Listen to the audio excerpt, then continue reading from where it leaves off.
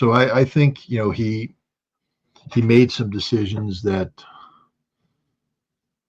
on the surface look pretty bad from a strategic standpoint, but there might be a short-term politically driven, domestically politically driven imperative that prompted him to do this. Russia, a long time ago, been talking about Turkey, because remember, Turkey when they started, when this special military operation started, was saying that Crimea is not part of Russia; it has to go back to Ukraine, and that they would supply weaponry. They supplied this advanced drone system, armed drone system that was very effective against the Russians early on. And yet Russia continued to talk with them, complete the Turk Stream pipeline, get it up and running, work with Turkey to resolve conflicts in Syria, in Libya,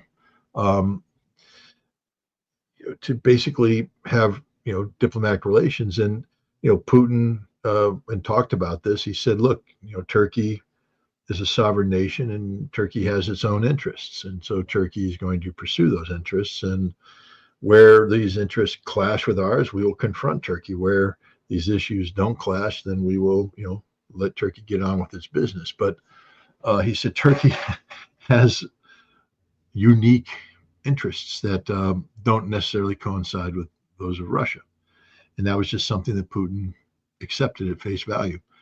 And so the idea that Russia would never, ever again negotiate with Turkey as it's currently configured, I think is a wrong notion. Russia, believes in stability, and at some point in time, it will have to sit down at the table with Turkey. But the day of Erdogan enjoying any special relationship with Putin based upon, friendship and trust, I think that day's gone. The same thing with the Iranians. I think Erdogan burned that bridge.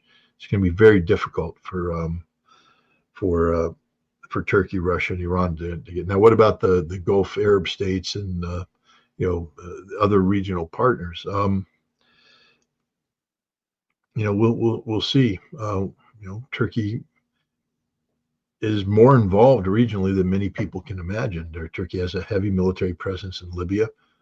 Turkey has a heavy military presence in Sudan and Somalia.